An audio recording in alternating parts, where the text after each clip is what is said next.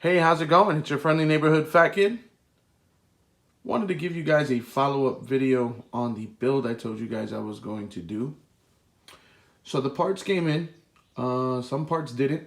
With everything that's going on, you know, things are getting delayed and shipping and then, you know, not being sent out.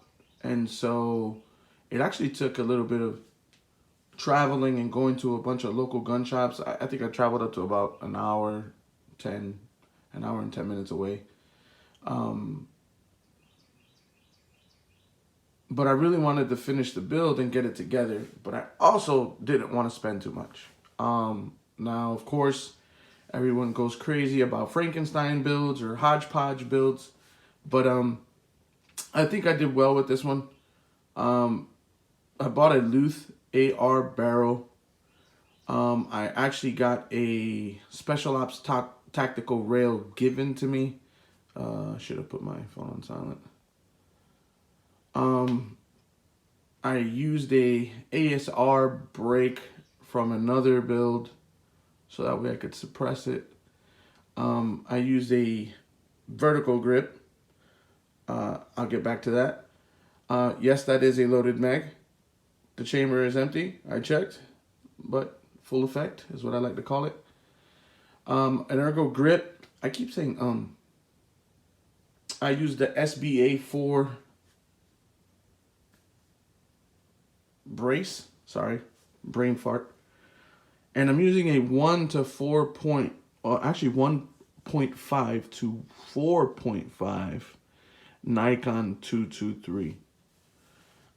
With a Strike Industries gas tube and gas block, which, by the way, was a pain to put on. The tolerances on the gas block for Strike Industries are ridiculous. They're just super tight. I had to hit it a little bit with a hammer and a little piece of wood there. The upper and lower are both Anderson, as people are calling it today, poverty ponies. Excuse me while I try to adjust.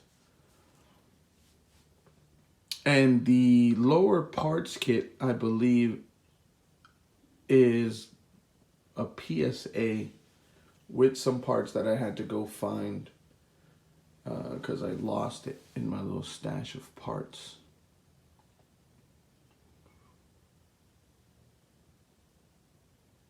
I also have a light mount there by Magpul, the aluminum one.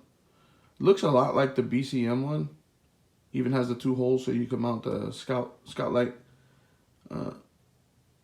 Quality seems good. Everything seems there. I did take it out to the range, but not in its final form. I actually used a different lower, so it didn't count. The mating of both Anderson upper and lower receivers is tight. I cannot get it out without a punch. Cannot. Impossible almost. So I guess that's good from a build standpoint. It doesn't feel cheap. It feels pretty solid. I'm a little nervous about the Luth AR barrel being only a $100 barrel. I forgot where I got it from. I believe I ordered it from Brownells, and it was like the last one in stock. And I haven't heard much people talk about Luth AR barrels. Heard them speak about the buttstocks and things like that, but not the barrel. So it's a Hail Mary. I want to put a few hundred rounds through this thing and check its reliability. Because I do want it to be the truck gun. And the reason for that is no one wants to have a gun in their car all the time and risk it possibly getting stolen. So I didn't want to invest too much into it, and this being, you know, all of the cheapest parts that I could find, and snatching some off of some other guns like the optic. The optic I took from another gun, and the rail being given to me as a birthday gift, actually. Thank you, NTD.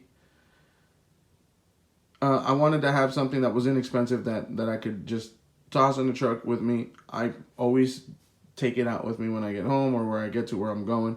So that's not an issue, but I still just don't want to risk it. Just to give a little more details on the vertical grip, because everybody freaks out about the vertical grip. Everyone. It's almost like, you know, you have all these gun guys that know everything, but they just don't look up the smallest little details. So without the muzzle brake and with the brace fully collapsed, the overall length of this is 27 inches. And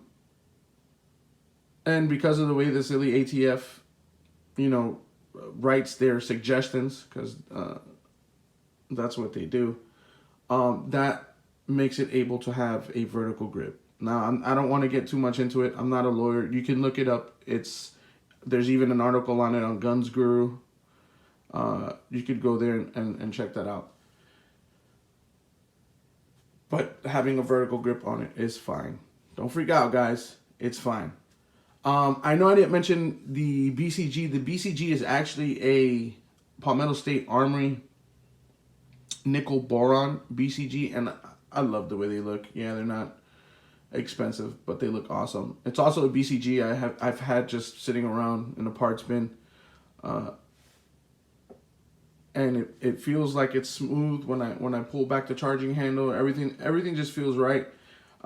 But of course, you know, this is in its final form, and I want to go shoot it. But also with the wonderful COVID-19 pandemic that we have going on, finding range time is pretty difficult.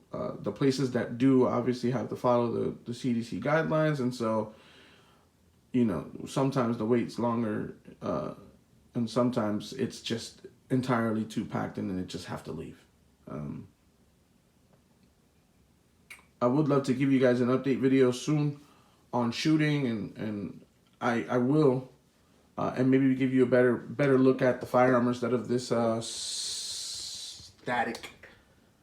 Sorry, I'm moving the tripod to try to give you guys an overlook of it. Love to put a few hundred rounds to it and then give you guys a better look at it. Maybe a couple of better panning shots. But I am new to this video thing, and I suck at it, and I finally got a tripod, so no hands. Well, thank you guys for stopping in, looking, and hopefully someone's interested in this or someone's watching. It's your friendly neighborhood Fat Kid. Thank you.